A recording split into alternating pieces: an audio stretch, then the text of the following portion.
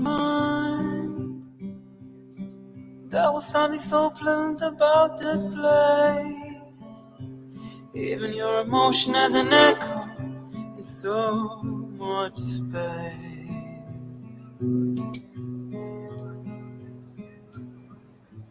When you out there without care, I was out of tone. But it wasn't because I didn't know, no. I just knew too much. Does that make me crazy? Does that make me crazy? Does that make me crazy? Possibly. Hello, everybody. It's a beautiful Tuesday, rainy morning. And I must tell you, rainy morning. I must tell you that this is the second day, as far as Lusaka is concerned. And as far as I know, this is the second day that we've had rain pouring like it's going out of style. It poured quite heavily about 2.5 hours ago. Of course, it has subsided now, but we're hoping that it will resume the downpour. Hello, everybody. Hope you guys are well. Let's get into it. A few shout outs to you precious people before we begin. I see my dear friend Bo Allen's there. Mwinga is in the house. Hey, lady, I see you. Good morning to you. Everybody, Lawrence is here. Thank you, Lawrence. Who else is here? Anko Mwewa. Guys, Mwiranko Tesha. You can call me Mr. Mwewa or Mr. Simon, Mr. Chitambala. No, Anko. Va, Anko. You're making me feel old, which really I'm not. I mean, 53 is the new 33. Did you know this? Did you know that that's an actual fact that's just been discovered? All right. Let's not get too much into that. Guys, let's talk about this because as I always say to you, these are things that we have to sort of lend our voices to as social media commentators. That's what we are. We are social media commentators. I always get amused. Honestly, I always get amused when I hear people say, but well, must you comment on everything? No, I only comment on things that are interesting to me and things that I feel I have something to say about. You will never hear me talking about quantum physics. You know why? Because that's not my forte. That's not my strong suit. That's not my area of expertise. So I do not talk about everything, okay? So let's just be clear about that. And incidentally, before I continue here, I noticed on the Zambia Reports Facebook page, this political nuisance, this gnat, this despot, this man that calls himself, you refer to him as Seer something. His name is Andrew Ejimadu, this Nigerian con man that cloaks himself under a very thin veneer of the title man of God, when we all know good and well that there is nothing man of godly about him. There is not one iota of godliness about him. There is not one smidgen of spirituality about him. He is a wayward cult leader that does nothing but come on Facebook to fleece you of your money and your hard-earned income and wage. That's all he ever does. So the other day, Zambia, because, lately I've been feeling nostalgic. Because when you get to my age at 53, you begin to look back and you look at your youth, and then what really hits you is how quickly time flies. That just kills you. I mean, it literally floors you. And so here in the last couple of days, I've been very nostalgic. I look at my kids, my children, I think, wow, it's amazing. I was that age at one time.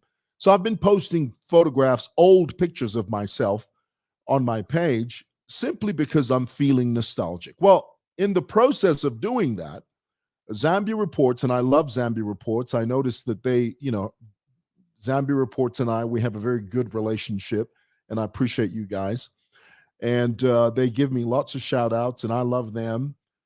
And so they posted a photograph of me, and this Nigerian political nuisance, this fake papa, this false prophet from Nigeria that calls himself seer or whatever, Andrew Ajimadu, he starts talking about how, he talks about my parents and how they were hoping that I would lead the legacy, and only to discover that this young man was going to be nothing but a street vlogger.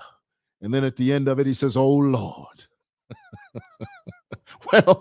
Well, Andrew, we're all different, okay? We can't all be scientists, okay? We can't all be big moguls. We cannot, listen, we're not all first-round picks, okay?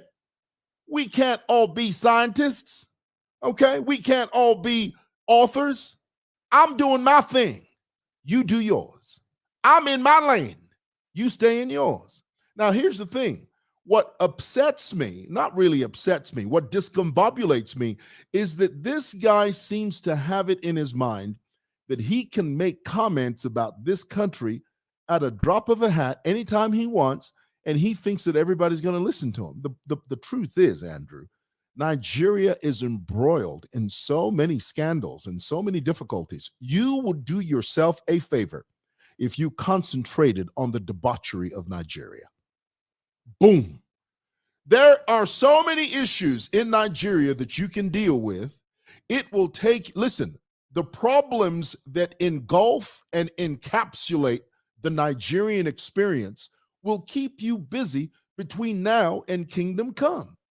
You will be so busy you won't have time to concentrate on me. Listen, there's enough content to deal with in Nigeria that will keep you busy between now and rapture. So get with the program, Andrew. Stay in your lane, son. Stay in your lane. I thought I'd share that with you. Okay, very quickly, let's talk about this because, this is something that we've been saying this for a long time, and we're going to keep saying it, and we will not stop saying it. And guys, please forgive my repetitiveness. Please forgive our repetitiveness on this issue. The only reason we speak to this issue is that it keeps popping up. And here it is. I was reading the front page of the Mast today, and this is what it said. The Mast is a newspaper that belongs to the Socialist Party leader, Fred Membe, who used to own the Post newspaper years ago. For those of you that remember, sixth and former President Edgar Lungu was the only president that managed to shut down the Post newspaper. And it came at a time, I guess, when the Post was sort of waning in its ability to stay afloat. I mean, it had lots of issues and things. And the government used the loophole of non-payment of taxes to go after Fred Membe and his Post newspaper. And the unthinkable happened. I mean, there were many years, especially during the MMD, the Post newspaper was almost invincible. It was like an iron wall that could not be penetrated. It was like an impenetrable force that was a law unto itself. There was a time that when Fred Membe would speak, not anymore, honey. It's all different now. Now there's the internet. Now there's Facebook. Now everybody has a voice. In those days, in the MMD days, the only voice, the only opposing, dissenting voice that the whole nation was listening to was Fred Membe. Not anymore, honey. Now it's you. Now it's the guy down the street. Now it's the girl up the road. Now everybody has a voice on Facebook, social media, Instagram, Twitter, name it. Everybody has a voice. So here it is. Fred Membe now has started a quasi newspaper. It is a shadow of what the Post newspaper was. It's called the Mast. And it's a figment of Fred's imagination is what it is. So Fred says on there, he says, Mr. Lungu is PF candidate. He is coming out soon because he loves people. What the heck does that mean? I love people. You love people. We all love people. Is that a reason to declare a restab at the elections, at the presidential elections, because you love people? Is that a legitimate reason? Because who are you? You love people. What does that mean? That is so open-ended. Because he loves people and has heard their cry. This phrase is the word is, it's a Messiah complex. Anytime you hear a leader say, no, me, I'm just responding to the cries of the people. Do you know where this phrase gets its origin from? Some of you Zambian historians, and for those of you that were there during that time, during that dispensation, during the MMD, when late Frederick Chiluba tried to come back on a third-term bid. He tried everything to try and convince the Zambian people that he could recontest, he could take another stab at the presidency by attempting a third term. But Chiluba famously called Zambians Dao. He said, Zambians we are Dwanzi. Zambians were Dao. The word he used was docile. He said, Zambians are docile. So you go there, debate. And this was the loophole by Frederick Chiluba used. He used a loophole called debate. He never came out. He never forcefully came out and said, guys, you know what? I'm going to stand for a third term and there's nothing you can do about it. I am going to stand for a third term and there's nothing you can do about it, y'all. He didn't do that. He was very subtle. He was very cunning. He was very stealthy about it. What he did was he camouflaged his desire to run for a third term by using the phrase, debate. I said, debate the matter. Who am I, a humble servant, if the people of Zambia indeed are looking for me? Who am I? Who am I to say no to the Zambian people? That was his MO. But guess what? Chiluba discovered something that he wasn't banking on. The Zambian people, as docile as we were, the one thing Zambians reject outrightly is this idea of a third. Zambia,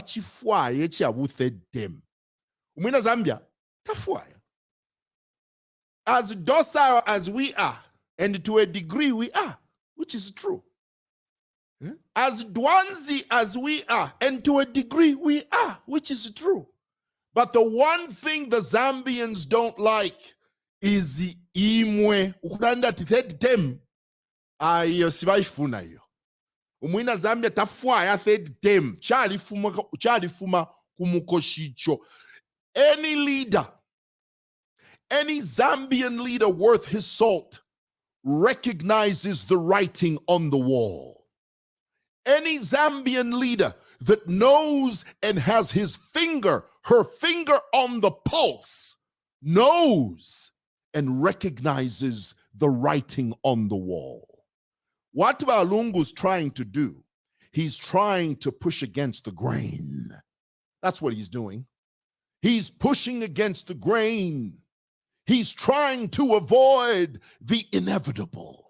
What is the inevitable? The inevitable is when Lungu finally comes out in the open and he openly declares that he will run for a third term, the Zambian people are going to reject him in such a colossal way that he will not be able to see himself in the mirror because he will be reduced to naught, almost nothing. That's what he has to deal with. And for those of you NPF people that are wrongly or misleading the former president, oh, you're setting him up for a major embarrassment. Major embarrassment. Lungu, let me explain. If Lungu stands in 2026, If Lungu stands, 2026 will be, I knew I made a mistake. See, that's why you got to read your stuff before you. I'll fix it. I'll get it right in a moment. Just give me a moment here. I'll fix all this in post. Will be V. Here we go. Will be the deadliest elections we've ever had. I'm using StreamYard. Okay.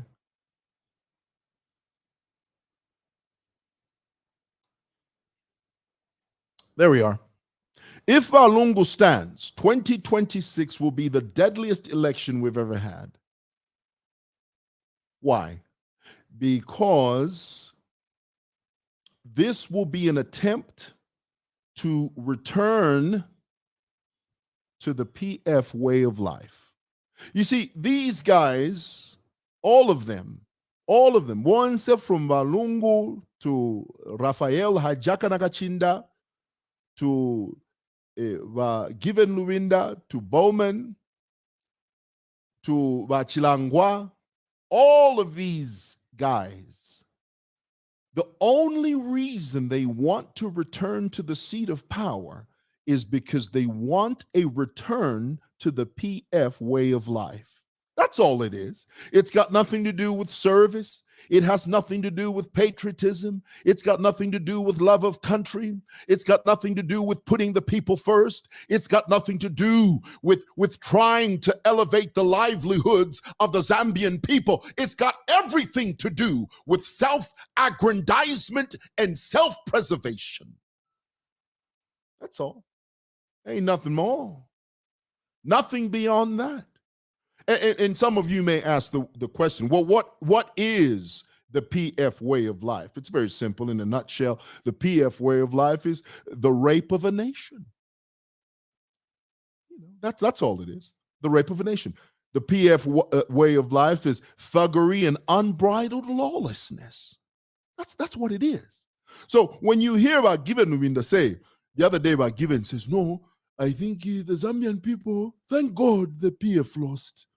Because now the Zambian people can compare. They can compare. Forgive me, I don't do a very good Given Luwinda voice. The Zambian people now can compare between the way it was and the way it is. Well, this administration is physically and aggressively tackling the issue of mealie meal. They just recently started a program with ZNS, a program that you, by NPF, are beginning to shoot down because it's beginning to yield results. And I don't blame you because you're opposition. That's your job. My father used to say, the job of the opposition is to oppose. That's all it is. The job of the opposition is to oppose. So it doesn't surprise me. I'm not shocked that Given Luwinda would shoot down this effort, this initiative by the administration to aggressively tackle the price of mealie meal. By engaging ZNS, they're offloading mealie meal that the average Zambian can now afford. And in my view, of course, they have to spread their wings wider than just ShopRite. This mealie meal has to be available everywhere, okay? Everywhere, not just ShopRite. It needs to be in Shangombo, Wakasomo, Kuchinsadi, Kutwapia, everywhere. But this is the key. They are aggressively tackling it. So it is disingenuous. It is wrong. It is unfair for the NPF to turn around now and see and witness that this administration is aggressively dealing and tackling the issue. And then while giving them, no, there's a scandal there at ZNS. We know what's going on there. Well, you're opposition, so it doesn't matter. So, guys, in my view, the attempt by and former President Lungu to return to active politics is a huge mistake, massive mistake, because he's done his time. What can he do in 2026 that he hasn't done over the 7-8 years that he served over a period of 2 terms? Oh, that's a good question. Because leadership is about ebb and flow. Pafuma abantu pashala abantu. Takwaba umuntu athi yoni nebufyeneka. That's completely out. It doesn't make any sense. You must understand, Six and former President Lungu, you did your time. Your time is up. As they say in America, the jig is up. It is time to pave way, open the doors to other minds, other avenues of thought, other ideas, so that this nation can advance, not to serve your personal interests, not to serve your desire for self-preservation, not at all. Not at all. Not these boys and girls. You are not going to hoodwink these boys and girls into thinking that you are the be-all and the end-all of this nation. You are not. We love you. You saved your time. It's time, in the words of Beyonce, it's time to step aside. Step aside. To the left, let somebody else take over. Okay, that's all I'm going to say. That's all I had to say about that, y'all. Thank you so much for watching. Is being misled by 90 people at people want me back. Kuti, icho chinto. Abantu bali 200. Kuti icharo chonse chide mifuaya. Ubufifye bweka bweka. That is not true. And I agree with this comment. How do you have 90 people telling you, no, the whole country, 20 million people want you? Kuti where? You've done your time, sir. It's time to step aside, in the words of Beyonce. All righty. Well, thought I'd share that with you. I've been speaking for 21 minutes. That's long enough. God bless you.